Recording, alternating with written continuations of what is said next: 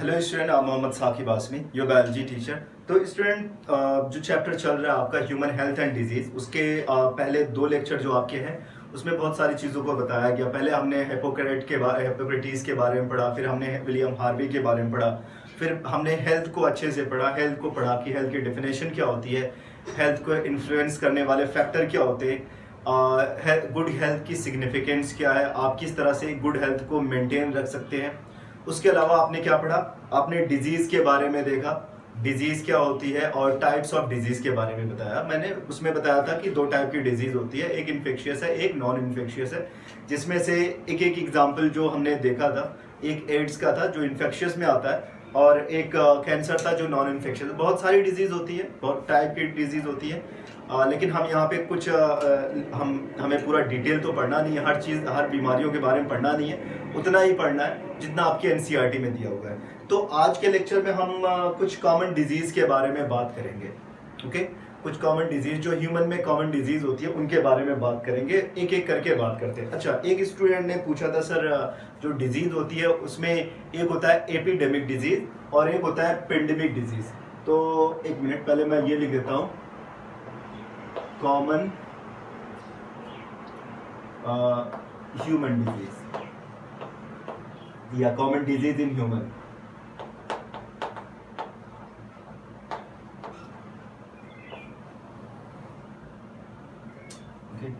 तो उसमें से एक स्टूडेंट ने पूछा कि सर डिफरेंस क्या है दोनों में, एपिडेमिक एंड पैंडेमिक। तो पैंडेमिक का आपको एग्जांपल पता ही है, कोविड-19 जो है वो एक ऐसी बीमारी है जिसको हम पैंडेमिक कह रहे हैं। पैंडेमिक डिजीज का मतलब ऐसी डिजीज जो एक रीजन से निकल के तेजी से दूसरे रीजन में स्प्रेड कर रही हो, और जो एक ही पार्टिकुलर रीजन में पड़ी हुई है, एक ही पॉपुलेशन को अफेक्ट कर रही है, उसको हम एपिडेमिक कहते हैं। अगर वो तेजी से कर रही है बट किसी एक पार्टिकुलर रीजन में ही उसका इफेक्ट देखने को मिल रहा है, तो हम उसको एपिडेमिक कहेंगे। लेकिन अगर उसका इफेक्ट दूसरे रीजन में भी बहुत फास्ट स्प्रेड उसका है, या फिर उसका इफेक्ट बहुत तेजी से बढ़ रहा है, तो हम उसको क्या बोलेंगे, पैंडेमिक बोलेंगे। आई होप कि आपको ये समझ में आ गया क्या होता है एपिडेमिक, क्या होता है पैंडेमिक। खैर, अब हम बात करते हैं कुछ कॉमन डिजीज के बारे में।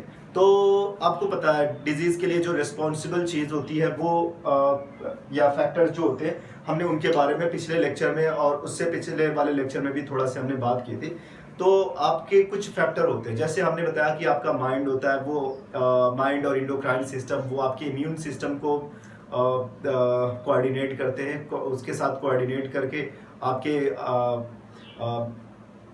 इम्यूनिटी को या फिर आपकी बॉडी को, आपकी हेल्थ को मेंटेन रखते हैं।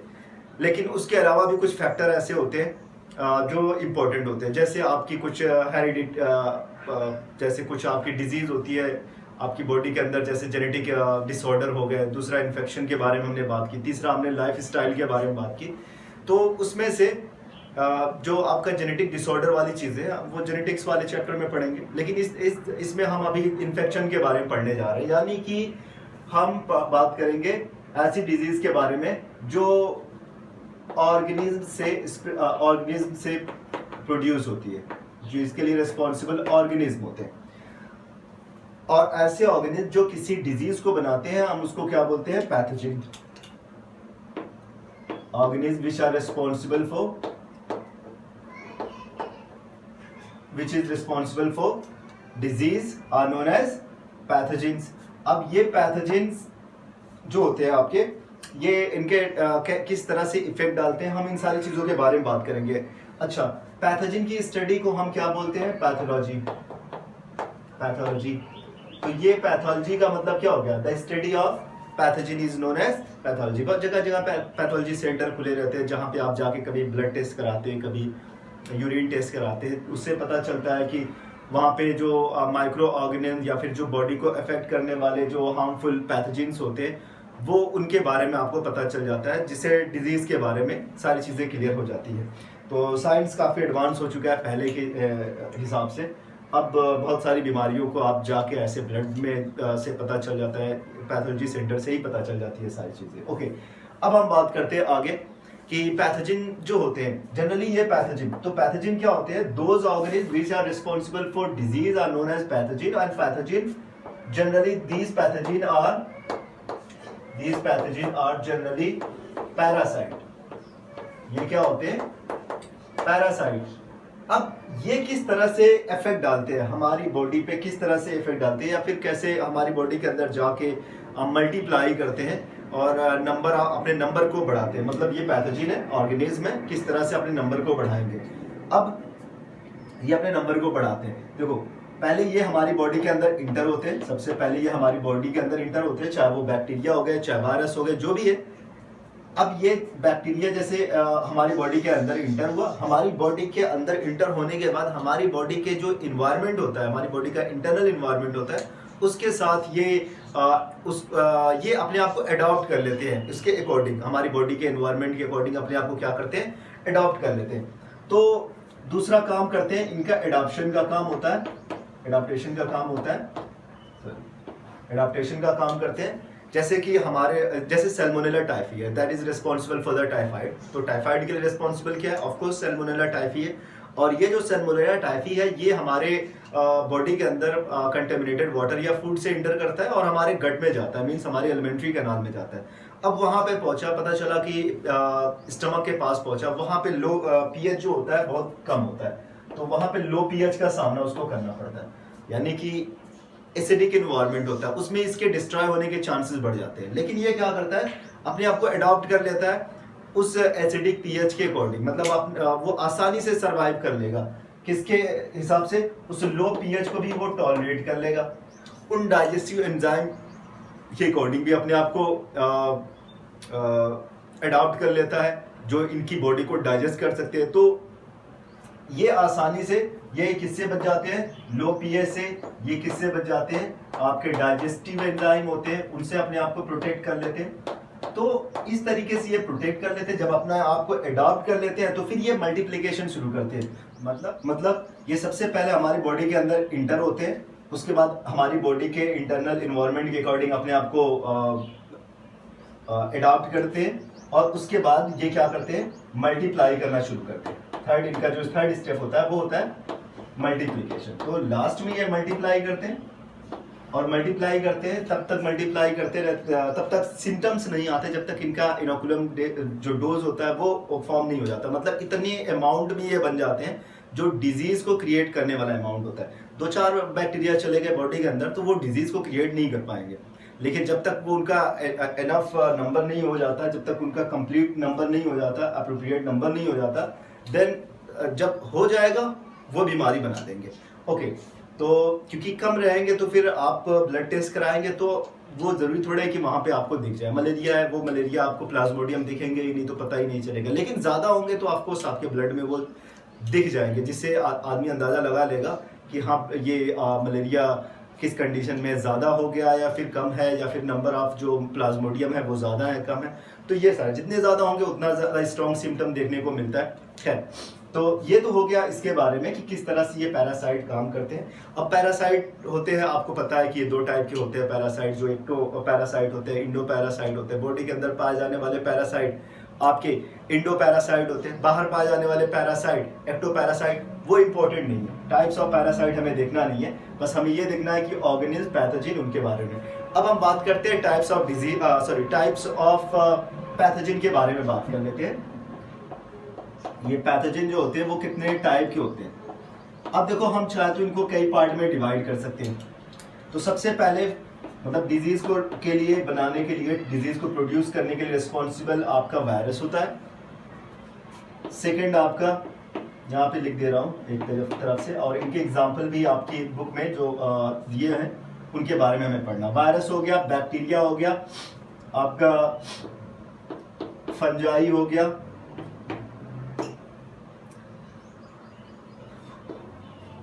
आपका प्रोटोजोवन हो गया, प्रोटोजोवन हो गए। उसके बाद कुछ वॉर्म्स होते हैं, वो हो गए।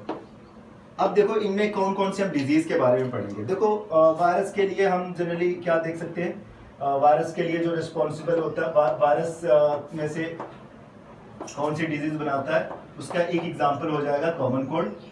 बैक्टीरिया के लिए 2 एग्जाम्पल दिया हुआ है, एक आपका टाइफाइड है। इस लेक्चर में हम टाइफाइड को समझने की कोशिश करेंगे। टाइफाइड है, उसके अलावा आपका न्यूमोनिया है, ये सारे एग्जाम्पल मैं आपको एनसीईआरटी के बता रहा हूँ, जो आपके एनसीईआरटी में दिए हो, क्योंकि एग्जाम में आपको एनसीईआरटी के क्वेश्चन आएंगे, चाहे वो कहीं कुछ भी हो, जो भी क्वेश्चन आएगा एनसीईआरटी से ही क्वेश्चन आएगा। ज़्यादा इधर उधर की पढ़ना नहीं है, सिर्फ एनसीईआरटी को अच्छे से पढ़ो, एनसीईआरटी को डिकोड कर दो, आपको आराम से ढेर सारा नंबर मिल जाएगा, खुश होके घर चले जाना। ओके, फंजाई के बारे में बात करते हैं। फंजाई से जैसे आपको रिंग वॉर्म के बारे में पता ही है, रिंग वॉर्म। उसके बाद प्रोटोजोवन से आपका अमीबोसिस,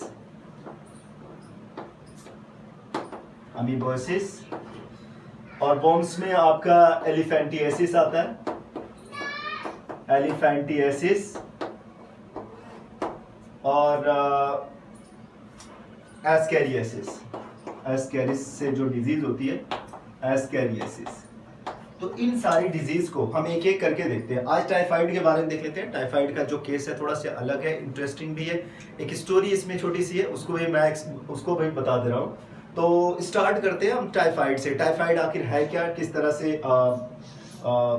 ये कितना ज़्यादा खतरनाक है, या फिर किस जो इसका फैक्टर, जो मेन आपका फैक्टर है, वो जो इमीडिएट फैक्टर है वो कौन सा है, इस बीमारी को कौन बनाता है, तो उसके बारे में हम पढ़ेंगे, और इसके सिम्टम्स क्या क्या होते हैं एक एक करके देखते हैं। फिर एक छोटी सी इंटरेस्टिंग स्टोरी है एक लेडी के बारे में जिसको टाइफाइड मैरी कहा गया बाद में, उसके बारे में भी हम लोग थोड़ा सा देखेंगे। ओके, अभी हम बात करते हैं टाइफाइड के बारे में, तो यहाँ से स्टार्ट कर देते हैं। टाइफाइड के लिए रिस्पॉन्सिबल आपका जो बैक्टीरिया है वो कौन सा है, सैल्मोनेला टाइफी, सैल्मोनेला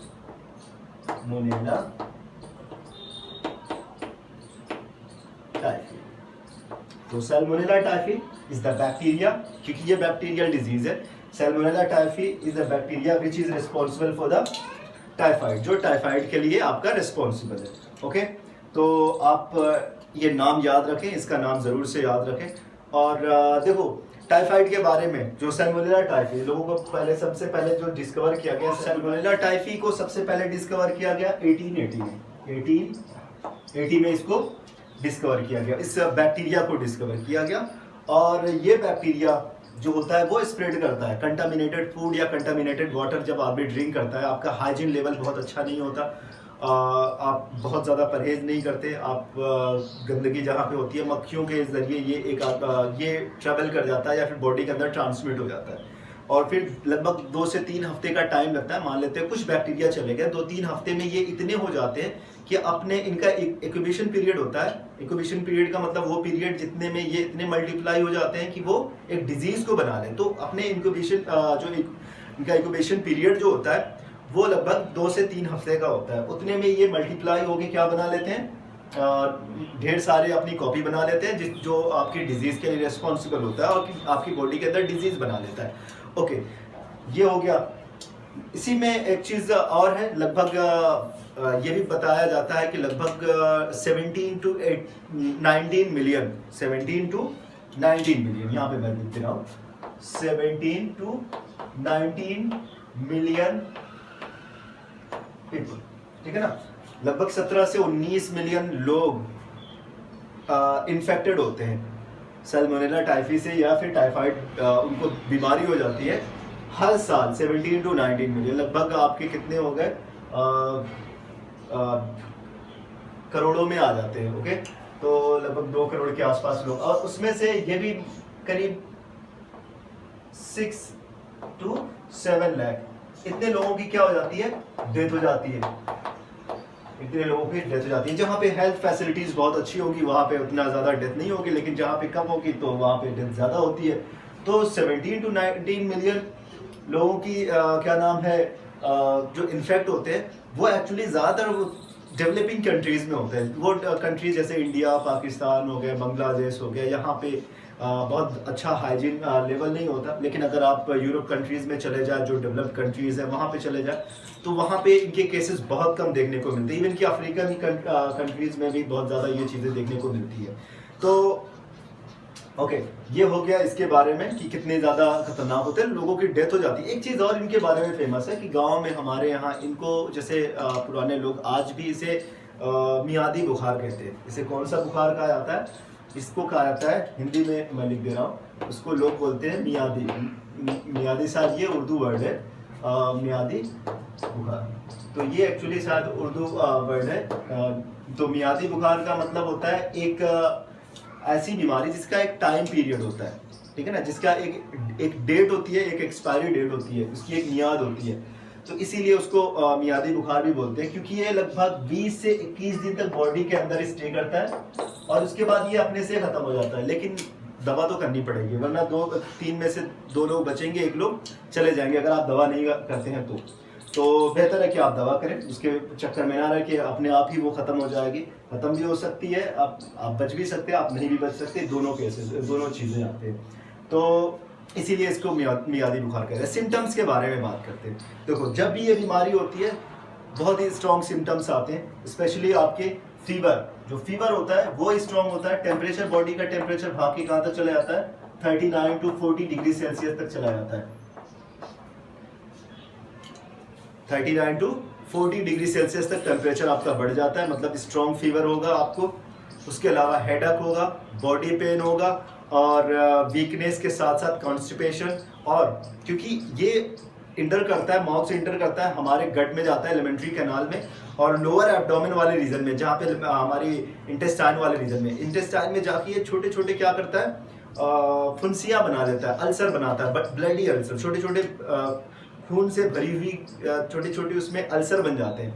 और अगर आप बहुत ज़्यादा मिर्च मसाले वाली चीज़ खाते हैं तो ये अल्सर फटने के, इनके बस्ट होने के चांस बढ़ जाते हैं, जिनसे फीकस के साथ, टॉयलेट के साथ ब्लड भी आने लगता है और डेथ होने के चांस भी बढ़ जाते हैं वहाँ पे। तो इसीलिए डॉक्टर जो होते हैं ना, जब लोगों को टाइफाइड हो जाता है तो एक सजेस्ट करते हैं कि आप सिर्फ नॉर्मल सा फूड खाएं, जैसे आप जिसमें आपके स्पाइसेस ना हो। जैसे आप वो खिचड़ी कह देंगे कि आप खिचड़ी बना के खा लें, या फिर वो कह देंगे कि आप क्या खाएं, रोटी या फिर दाल, इस तरह से सिंपल सारी चीज़ें जिसमें मिर्च मसाला ना हो वो चीज़ें खाने के लिए बोलते हैं। रीज़न यही है। तो फीवर होता है, लॉस ऑफ एपेटाइट और हेडेक जो मैंने बताया, और रेड स्पॉट जो क्योंकि लोअर वाले पार्ट में होता है, आपके इंटेस्टाइन में ज़्यादा पाए जाते हैं। तो इंटेस्टाइन वाला जो पार्ट होता है वहाँ पे छोटे छोटे रेड कलर के स्पॉट दिखने लगते हैं, उनको रोज स्पॉट बोलते हैं या फिर रेड स्पॉट बोलते हैं। तो ये भी उनके सिम्टम। तो ये सारी चीज़ें देख के जो डॉक्टर होता है वो पता कर लेता है कि ये कौन सी बीमारी है। अच्छा, ये इकट्ठा कहाँ पे होते हैं? ऑफ कोर्स ये इकट्ठा गॉल ब्लैडर में होते हैं। कहाँ पे? Gall bladder. तो इनका रिजर्वॉयर जो होता है वो होता है गॉल ब्लैडर।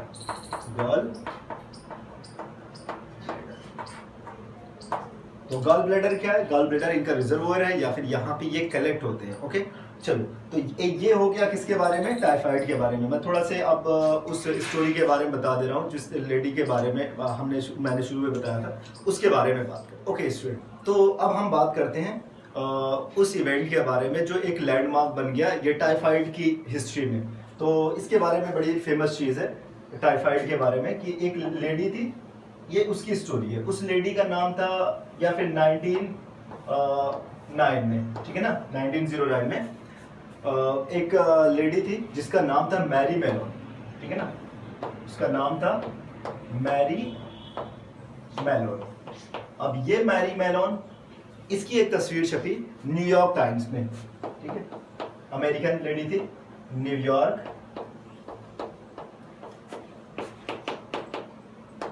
टाइम्स में इसकी एक तस्वीर छपी। और जो मैरी मेलोन थी, तो ये एक लेडी बाय प्रोफेशनल, ये एक कुक थी, लोग घरों में काम करती थी एज ए कुक।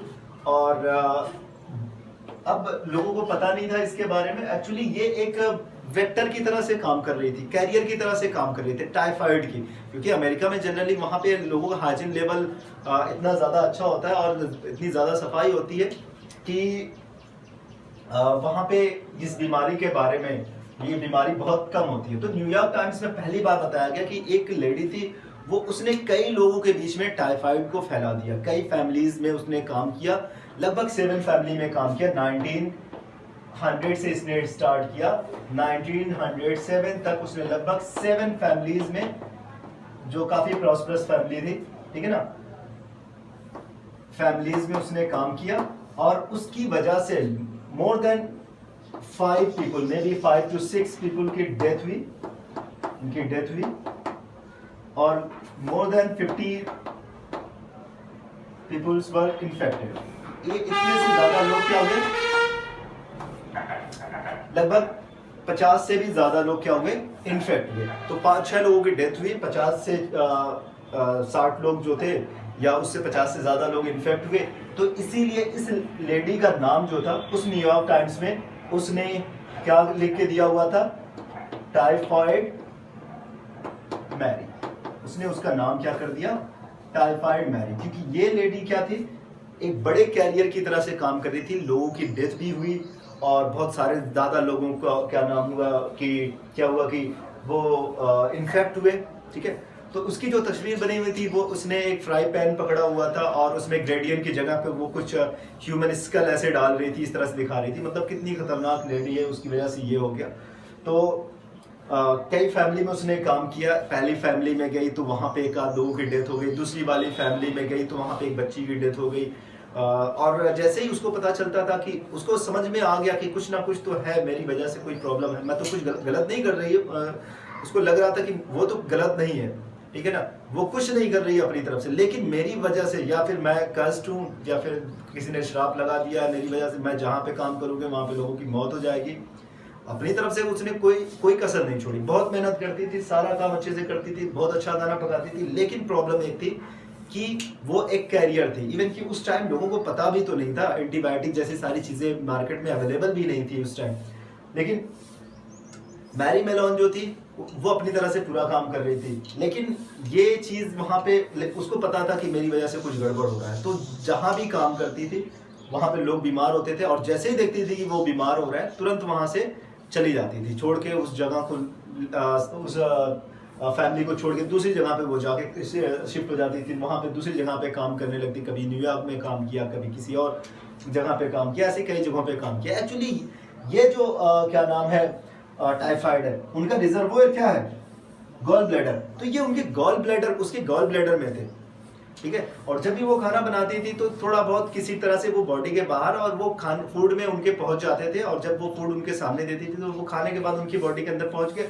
तो अमेरिका जैसी कंट्री में जो कि जहाँ पे कि कोई भी केस नहीं होता है, ये वो लोग कभी इंडिया और मिडिल ईस्ट वाली कंट्री में कभी आए भी नहीं जिसकी वजह से वो बीमारी हो, लेकिन जब हो जाता था वो परेशान हो गए। तो उसमें से कुछ, क्योंकि प्रॉस्परस फैमिली वाले थे ज़्यादातर लोग, वो उन्होंने क्या किया, उन्होंने जाके कहा, एक हेल्थ डिटेक्टिव से बात की। उन्होंने, उस हेल्थ डिटेक्टिव ने जाके पूरा अपनी टीम बनाई, उसके बाद जाके उसने पता किया और लास्ट में क्या हुआ कि उसे फाइंड कर लिया गया कि यही वो लेडी है, कि सब कुछ तो ठीक है, बस एक यही औरत है जिसकी वजह से कुछ किसी, ना तो कोई मिडिल ईस्ट में गया है, ना तो फूड हाइजीन लेवल किसी का गड़बड़ है, ना कुछ नहीं है, सिर्फ एक चीज़ गड़बड़ हो रही है, कहीं से अगर हो सकती है तो वो कुक जो है वो गड़बड़ कर सकता है। और जब उस कुक की हिस्ट्री उसने पता की तो पता चला जहाँ जहाँ पे वो काम करती है वहाँ पे वो बीमारी हो जाती है। तो लास्ट में वो छिप जाती थी, भाग जाती थी, पकड़ में नहीं आई। लेकिन लास्ट में एक बार वो जब बीमार पड़ी खुद, उसको जब वो टाइफाइड हुआ, तो जब वो डॉक्टर के पास गई तो डॉक्टर ने बताया कि ये एक लेडी आई है। और ऐसे तो जब ये लोग गए, उससे बात किए, उससे जाके पता किए, तो उसको शायद कुछ सजा हुई होगी, ज़रूर हुई होगी, ऐसा नहीं है कि नहीं हुई होगी। खैर, तो ये स्टोरी एक बड़ी स्टोरी जो एक लैंडमार्क बन गई, किसके केस में, आपके टाइफाइड के केस में। टाइफाइड डिजीज़ का जो हिस्ट्री है उसमें एक बड़ा लैंडमार्क बन गया।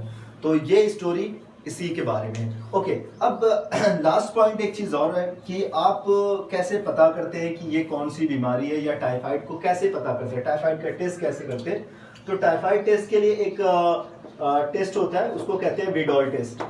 विडॉल टेस्ट, तो ये Widal test actually antibody antigen reaction पे बेस्ड है।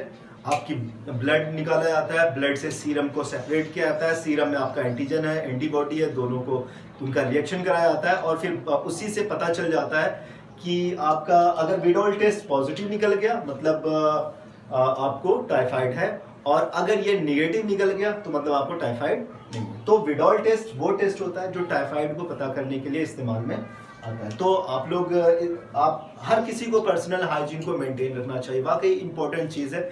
आज बहुत ज़्यादा इसकी ज़रूरत है, क्योंकि जिस तरह से ये पेंडेमिक फैल रहा है, कोविड-19, लाखों लोग मारे जा चुके हैं। More than 2 lakhs, may be 2.5 तक पहुंच गई है नंबर, और मर जा रहे हैं लोग। और अब तो ये गांव में भी पहुंच गया, हमारे यहाँ भी अब सुनने के लिए आ जाता है कहीं पे इनकी डेथ हो गई कोविड की वजह से। तो शुरू में तो ऐसा कुछ नहीं था, 1 साल से ऊपर हो गया, लेकिन अब यहाँ पे उसका इफेक्ट देखा जाता है।